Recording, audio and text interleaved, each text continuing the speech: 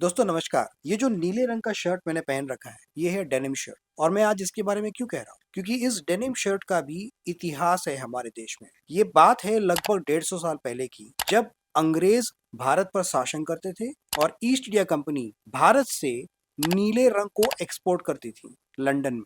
और इसकी खेती होती थी बंगाल में, और इंडिगो रंग का बहुत ज्यादा डिमांड था लंदन में। और जब ये खेती होती थी बंगाल में, तो वहां पे कई लोकल मजदूरों का शोषण हुआ था। वैसे कैसे हुआ था ये शोषण, मैं आपको बताता हूँ। कई जो लेबर थे जो खेतों में काम करते थे, उनको बताया जाता था कि खाद्यान्न को पैदा करने के बदले वो इंडिगो की खेती करे। और ये खास करके होता था बंगाल के एक स्पेसिफिक इलाके में जिसका नाम है रंगपुर, जो कि आज बांग्लादेश का हिस्सा है और वेस्ट बंगाल से लगा हुआ है। जो वहां के जो लेबर थे उनसे जमीन साहूकार लेते थे और उनको बदले में कर्ज देते थे। और कर्ज जो है बहुत ज्यादा इंटरेस्ट रेट पे दिया जाता था। तो वो कर के बोझ दब कर वो जो लेबर लोग थे, जो किसान थे, वो इतना ज्यादा दब चुके थे कि वो इन साहूकार के हाथ बंधुआ मजदूर बन चुके थे। और ये एक्सप्लॉयटेशन लगभग 100 साल तक चला। पीढ़ी दर पीढ़ी पूरा परिवार इंडिगो की खेती में लगा रहता, और कई दिन पूरा परिवार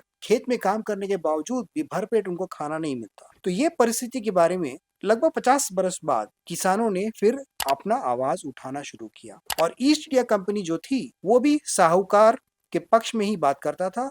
जो बड़े बड़े जमींदार थे उन्हीं के पक्ष में बात करता था, ये किसानों के पक्ष में बात नहीं करता था। तो एक तरह से गरीब किसानों का शोषण हो रहा था। श्री बंकिम चंद्र चट्टोपाध्याय द्वारा लिखित कई उपन्यासों में, जैसे कि एक है देवी चौधरानी, इसमें उन्होंने बागान मालिकों, उनके मित्र और साहूकारों द्वारा किए गए क्रूर कृत्यों के बारे में वर्णन किया गया। लेकिन कहानी में ट्विस्ट तो तब आया जब दीनबंधु मित्रा द्वारा लिखित नाटक नील दर्पण को अंग्रेजी में अनुवाद किया गया। ये अनुवादित डॉक्यूमेंट जब यूके में गया तो वहां पे जब लोगों ने पढ़ा तो उनकी आंखें खुल गई और इसको लेके काफी डिस्कशन हुआ। ये अनुवादित डॉक्यूमेंट लंदन में बहुत लोगों का ध्यान आकर्षित किया। उसके बाद ब्रिटिश सरकार ने 1860 में इंडिगो कमीशन का गठन किया, जिसका उद्देश्य था जो नील की खेती करते थे उनके क्रूरता को दमन करना। खैर, मैं आपको ये कहानी इसीलिए बता रहा हूँ कि जब आप एक डेनिम शर्ट खरीदने जाए तो इसके पीछे की हिस्ट्री समझे।